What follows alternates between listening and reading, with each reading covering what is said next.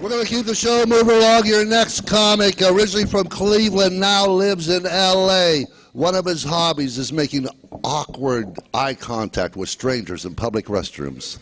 Ladies and gentlemen, please welcome Nell Sinn.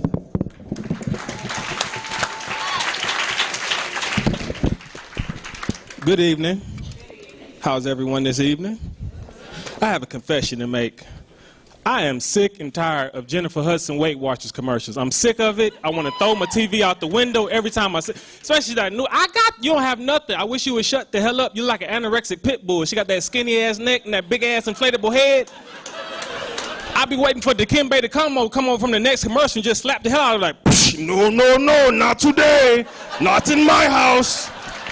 Oh my God, only in my dreams does this happen. Only in my dreams. All right, I'm from Cleveland, Ohio, but I live in L.A. now.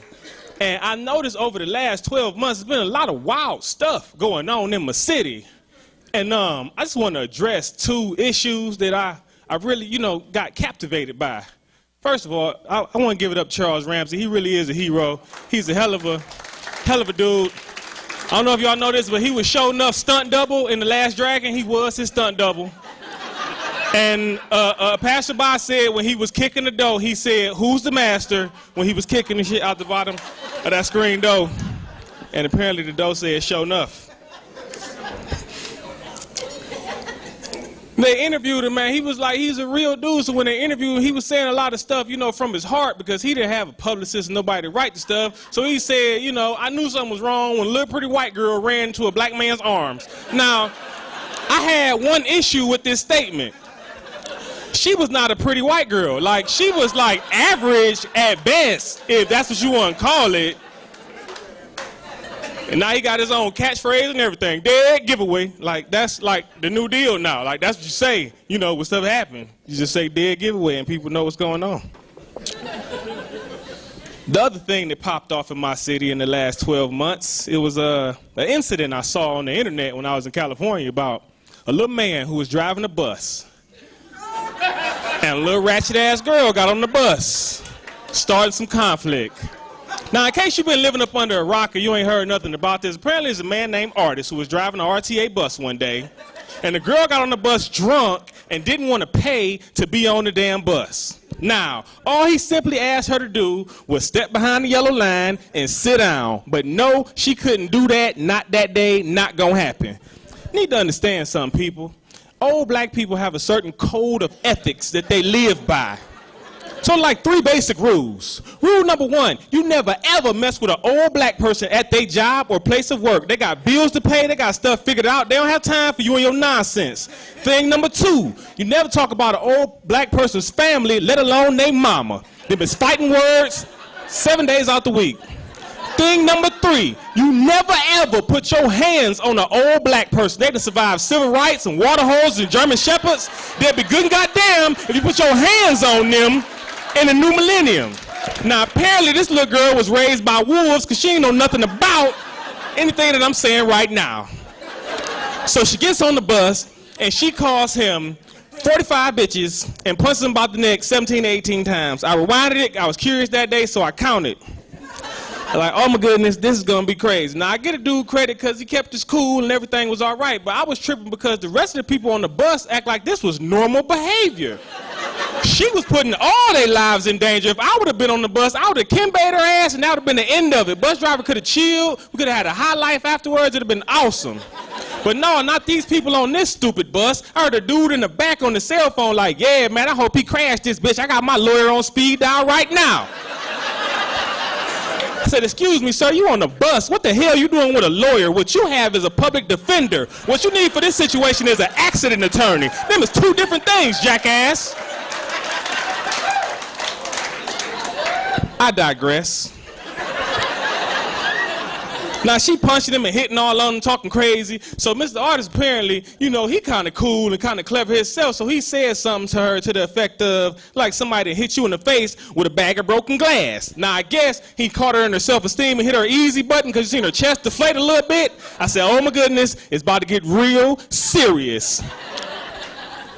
So now this girl gets up on him and takes her coat off. In case you don't know, taking off your clothes is the international sign for fighting with young people. Whereas in the olden days, they put on armor to protect themselves in battle so they wouldn't take too much damage and bruising. These little people take their stuff off.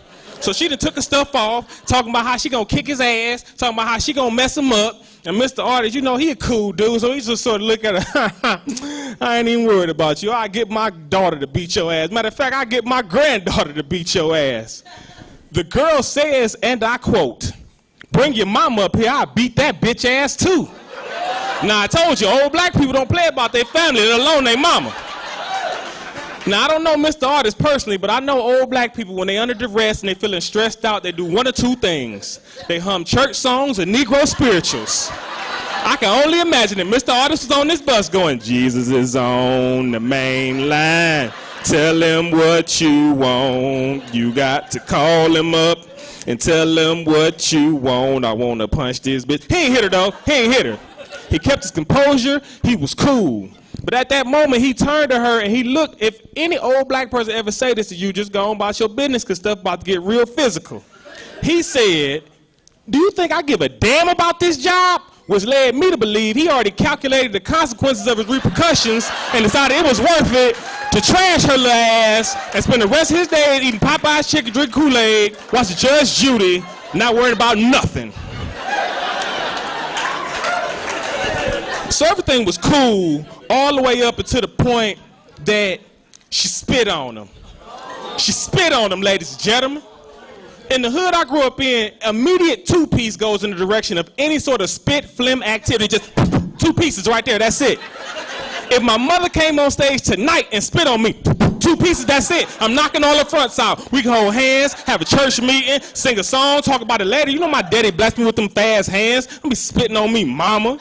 You don't spit on people. Spitting has only been fashionable in pornos, and that's only with white people. I don't get it.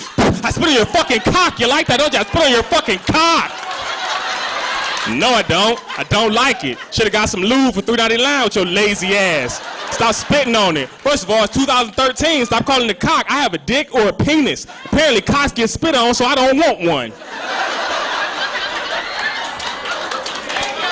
What I'm trying to say is that he spit on her.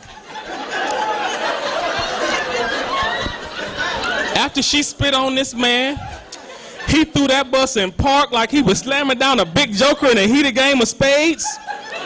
And he said the words that will live on in internet infamy forever. You're going to jail now. At this point, I jumped up off the couch and ran out the room. I thought my laptop was going to explode from the level of violence that was about to incur.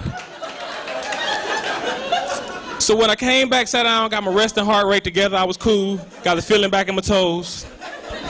He rose up out that seat, and ladies and gentlemen, in the funny bone, when I tell you he hit her with the most hellacious uppercut in the history of uppercutdom. Like he dug deep and broad. It was like some video game stuff. He hit her with some Street Fighter tiger uppercut. Like I'm telling you, I have seen a lot of fights in my life. I've seen white boy frat fights. I've seen UFC fights. I've never seen a fight start off with a lead uppercut before. Like I've seen little hook, little jab, little lazy cross, but never have I seen somebody so, how do you get so mad? Yo, you ain't gonna give my car keys back? Give me my goddamn car. Like how do you start off a fight with an uppercut like that? Like, oh, so you ate all the Captain Crunch, ain't no more cereal? Get the hell out the house. Like how do you start off, like, he hit the uppercut so hard that he let his hand hang like he was a championship bowler and let his toe drag. Had follow through. Look at that head pin action. I got all 9. I didn't watch him fall. I hit the sweet spot.